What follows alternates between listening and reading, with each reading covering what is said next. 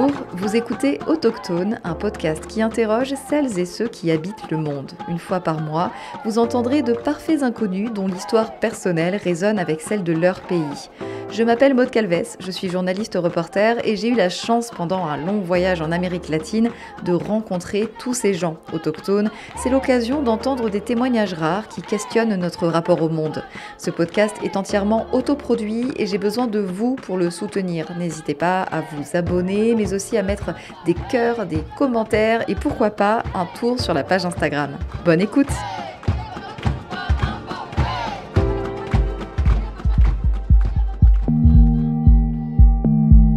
Cet épisode est un hors-série. Vous n'entendrez pas parler espagnol, mais bien albanais. Les 2 premières saisons d'Autochtone ont été tournées en Amérique latine.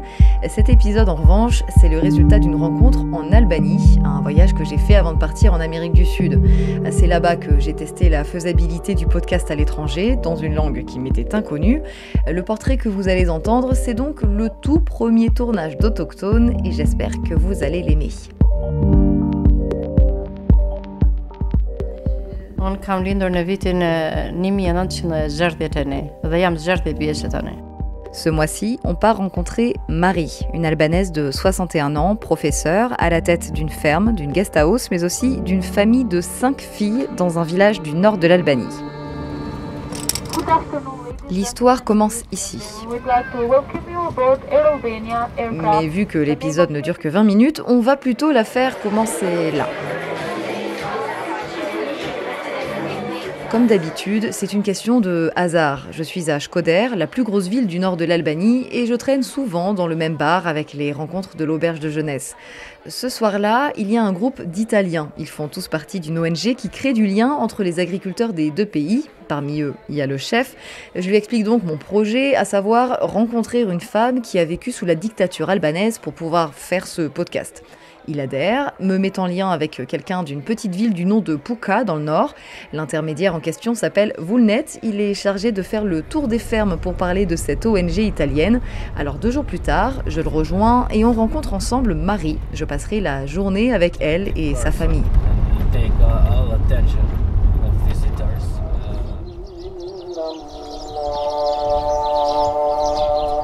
On s'enfonce dans la pampa jusqu'à atteindre une maison blanche, 2 étages, juste en face de la mosquée du village.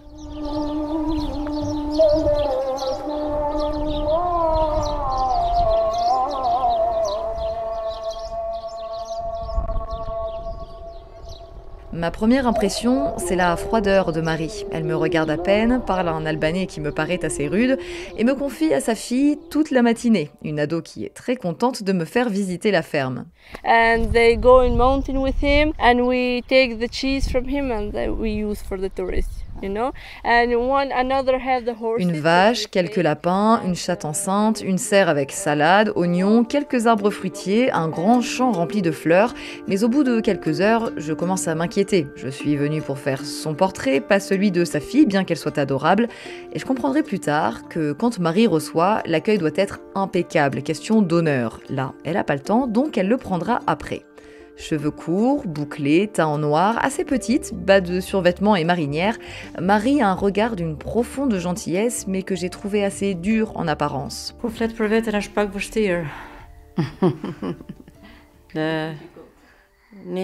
C'est difficile de se décrire.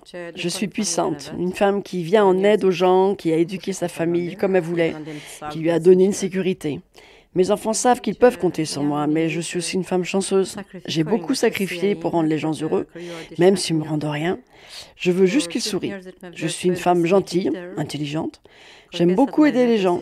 Ils me voient comme une leader. J'ai beaucoup travaillé pour créer quelque chose qui fait que les gens sont contents. Je respecte les désirs de chacun et leur réussite et j'aime que tous ceux qui viennent chez moi se sentent comme chez eux. Mais je ne me donne pas le temps d'en profiter, je travaille pour ça et j'en profite jamais assez.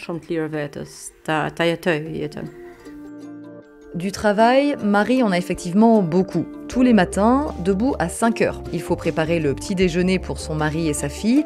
Elle en a 5 au total, mais seule la dernière, encore au lycée, est toujours à la maison. Le matin, elle est professeure dans l'école du village. Le midi, femme au foyer. Elle prépare encore à manger pour sa famille. Et puis l'après-midi, c'est travaux dans les champs. Elle produit et vend des confitures, des jus de fruits. Elle veut aussi proposer des produits de qualité aux touristes qui dorment ici, parce qu'il y a aussi une maison d'hôte à l'étage. Pour le moment, c'est plutôt calme, mais les touristes ne vont pas tarder à arriver. Et Marie veut produire tout ce qui leur est proposé.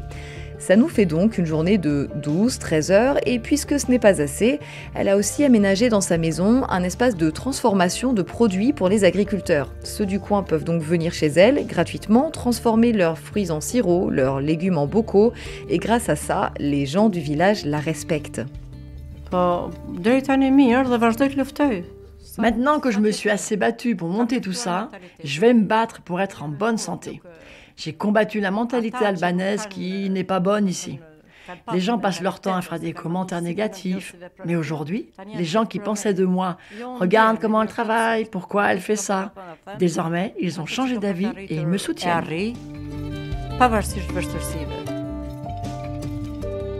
Marie ne voulait pas cette vie. Son rêve à elle, c'était de devenir avocate. Elle était d'ailleurs l'une des meilleures de l'université. Mais à ce moment-là, le pays est dirigé par un dictateur communiste, donc interdiction de quitter le territoire. Malheureusement pour Marie, l'un de ses lointains cousins s'échappe. Toute la famille doit donc payer pour cette traîtrise.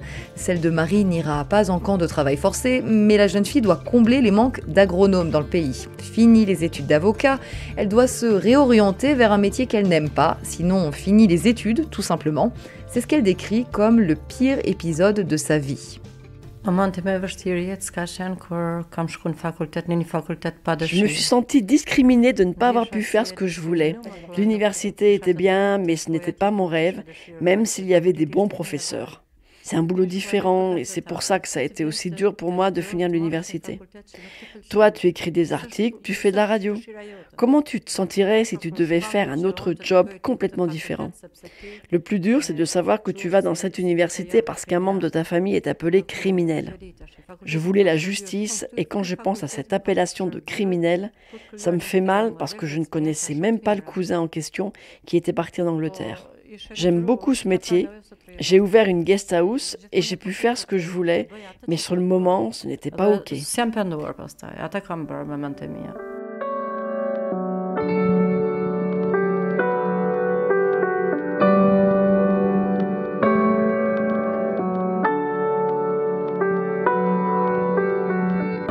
Ces années-là, c'est celle d'Enver Hoxha. Après une longue liste d'invasions par les Ottomans, les Byzantins, l'Italie fasciste aussi, le dictateur communiste Hoxha prend le pouvoir dans le pays.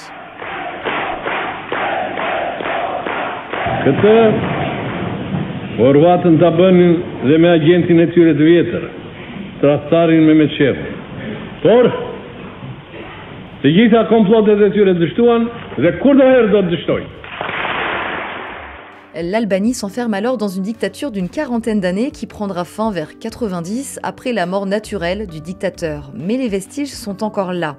Il y a bien sûr les témoignages, comme ceux de Marie ou Bilal, un pêcheur rencontré dans le nord. Et puis il y a les bunkers, environ 173 000 répartis dans toute l'Albanie, les plages, montagnes, villes ou villages. Il y en a d'ailleurs un à l'entrée de celui de Marie. Cet épisode l'a beaucoup marquée, et même si elle en garde un certain traumatisme, elle me dit que tout n'était pas à jeter dans cette dictature. Personne ne vivait à la rue, il y avait le plein emploi, l'électricité pour tous et moins d'écart de richesse. Un discours assez rare quand on parle de dictature aujourd'hui. Les années ont passé, et je lui ai demandé si elle avait des regrets. Ce que j'ai à dire, je le dis. Ce que j'ai à faire, je le fais. Je suis satisfaite de ma vie. Ce que je le fais pour être en bonne santé et reconnaissante. La vie, c'est un combat pour les gens et il faut se battre pour ce que vous voulez vraiment. Je suis contente de ma famille, de mes filles intelligentes et en bonne santé. Je suis reconnaissante de ce que j'ai dans la vie. J'ai pas de raison d'être malheureuse. Je travaille, j'ai tout ce que je veux grâce à ça. Et j'ai compris à quel point le fait de travailler peut changer votre vie. C'est une obligation que j'ai envers moi-même et que j'essaye de transmettre à mes filles. Maintenant, je veux vraiment profiter de ma famille, voir mes filles heureuses faire ce qu'elles veulent faire, mais tout en restant hyper soudées. Ce n'est pas tout d'avoir une maison, de l'argent, des choses matérielles. C'est bien de savoir comment profiter de ce que l'on a. Si tu sais le faire, alors tu es heureux. Sinon, tu passes ton temps à travailler pour avoir de la monnaie et des biens. Moi, je suis contente quand je cuisine le fromage, comme on l'a fait tout à l'heure. Quand je vais dans la vallée pour jouer au foot avec la famille. Quand je profite de ce que j'ai déjà, ce que j'ai moi-même créé. Je veux danser, je danse. Je veux chanter, je chante. Je m'en fiche de ce que les gens pensent de moi. Je fais juste ce que je veux.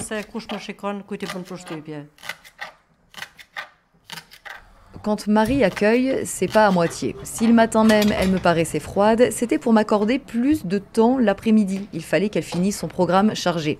On s'est donc retrouvées toutes les deux dans la cuisine à faire la popote pendant 3 heures. À ce moment-là, sa fille Elinda n'est pas là pour traduire. J'ai donc utilisé des mimes pour comprendre ce que l'on cuisinait. Okay. That's pyramid. Yes. Donc là, par exemple, on est en train de faire du fromage de chèvre. Ici, tout est bio et provient de la ferme, même la viande, la confiture, même le raki. Et sur la table, après notre session cuisine, on peut trouver du fromage, plusieurs tartes aux oignons, de l'agneau grillé, des jus de fruits, une salade de tomates, de la soupe, des noix, du pain. Tout est fait maison et bien sûr, il faut tout manger. Son mari rentre à la maison vers 17h et malgré tout ce qui lui reste, Marie refait de l'agneau grillé et de la tarte aux oignons. C'est elle qui gère la maison, les enfants. C'est son rôle de mère, selon elle, son rôle de femme. Un rôle qu'elle n'a pas choisi, mais dont elle se dit contente. Nous sommes les créatures les plus puissantes de ce monde. On est capable de tout. Il n'y a aucun homme qui puisse avoir les mêmes sensations que nous, les femmes. Ils ne peuvent pas créer de magnifiques créatures et ressentir la même chose. Quand je passe ma journée à m'occuper de la petite, je suis super contente à la fin. Et ce n'est pas un sentiment que peuvent avoir les hommes. Tout le monde dit « Maman, aide-moi. Maman, qu'est-ce que je fais ?» Personne ne dit « Papa, qu'est-ce que je fais? Aide-moi. » Et pour ça, je suis chanceuse. Quand tu vois tes enfants qui te respectent, quand tu les éduques, tu vois à quel point tu es forte à travers leurs yeux. Nous sommes toutes des femmes fortes. Je pense que partout dans le monde, les femmes devraient s'entraider, s'aider à parler, dire ce qu'elles ressentent, se supporter dans n'importe quelle situation, faire ce que les autres ne font pas en fait. Vous voyez ? Les femmes, peu importe où elles sont, devraient pouvoir donner ce qu'elles veulent, se battre pour ce qu'elles veulent. Pas rester chez soi sous prétexte que maintenant elles sont mariées et qu'elles ont des enfants. Non, non, non, elles doivent s'entraider et réaliser leurs rêves.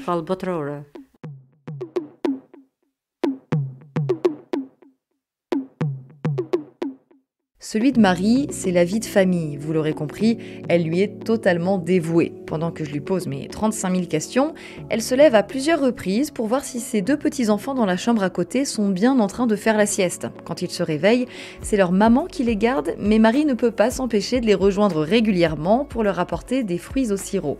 Elle est très prévenante, même avec moi. Pendant l'interview, elle me regarde avec pitié, l'air de dire « Mais pose ton bras sur la table, tu vas te faire mal ». Sa fierté, c'est le petit Devin, le fils de la plus grande. Dans cette famille, il n'y a que des filles, sauf lui. La ferme porte même son nom, Agrotourism Devin. Et puis il y a aussi la petite Emma, 1 an, tétine dans la bouche, doudou dans la main, dont Marie est très très proche. La petite fille la suit partout.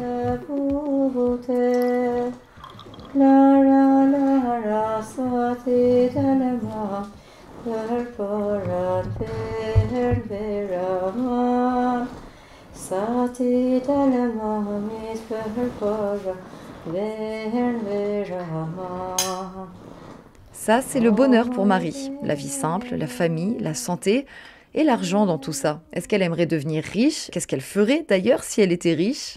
J'aimerais pas devenir riche. L'argent, ça change les gens. Tous les jours, je pense juste être normale, pas trop pauvre, pas trop riche, juste être ce que je veux et aider les gens qui en ont besoin. Sans argent, j'aide les autres à avoir quelque chose que j'ai et qu'ils n'ont pas. Donc si j'étais millionnaire, j'aiderais les gens dans le besoin et je ferais quelque chose pour que le tourisme se développe ici. J'aiderais les gens qui en vivent et je ferais en sorte de créer des emplois aussi. Ça, c'est le bonheur pour Marie. La vie simple, la famille, la santé et l'argent dans tout ça. Est-ce qu'elle aimerait devenir riche? Qu'est-ce qu'elle ferait d'ailleurs si elle était riche? Ni J'aimerais pas devenir riche. L'argent, ça change les gens. Tous les jours, je pense juste être normale, pas trop pauvre, pas trop riche, juste être ce que je veux et aider les gens qui en ont besoin. Sans argent, j'aide les autres à avoir quelque chose que j'ai et qu'ils n'ont pas. Donc si j'étais millionnaire, j'aiderais les gens dans le besoin et je ferais quelque chose pour que le tourisme se développe ici. J'aiderais les gens qui en vivent et je ferais en sorte de créer des emplois aussi. Et je ne doute pas de sa capacité à donner de son temps d'abord, puisqu'elle m'a accordé une après-midi entière, alors que, vous l'aurez compris, du temps, elle en a pas beaucoup. Je repars aussi de chez elle avec des chaussettes tricotées et un pot de confiture fait maison, bien sûr. J'ai pas grand-chose à offrir en retour, alors je demande à toute la famille de se rassembler devant la maison pour une photo de groupe. Marie change de veste, met un foulard rouge pour l'occasion, enfile un pantalon noir, puis me dit qu'elle n'est pas assez apprêtée. Malgré tout, elle prend timidement la pause pour un souvenir de plus avec ses petits-enfants. Comme toutes les personnes que j'interviewe pour Autochtone, je lui demande quelle serait sa question pour vous. Je demanderai d'où venez-vous et en fonction, je poserai des questions plus personnelles. Merci d'avoir écouté cet épisode hors série d'Autochtone. C'est le tout premier que j'ai tourné, c'est donc à partir de lui que l'identité sonore du podcast s'est développée. N'hésitez pas à me dire ce que vous en avez pensé, tout commentaire bienveillant est le bienvenu. Mille merci à Marie, débordée, mais qui m'a accueillie comme une amie. Merci à sa fille qui a fait la traduction entre elle et moi. Et un grand merci à ma mère qui a interprété la voix de Marie depuis notre véranda. Autochtone ne revient pas le mois prochain et non, il faut bien prendre des vacances. Mais pendant ces 2 mois, la page Instagram et le site web sont toujours là si vous voulez voir les coulisses du tournage, creuser certains sujets évoqués, voir les photos, c'est par là. N'hésitez pas à répondre à la question de Marie en commentaire, d'où venez-vous ? En attendant, je vous dis bonnes vacances pour celles et ceux qui le sont et hasta luego !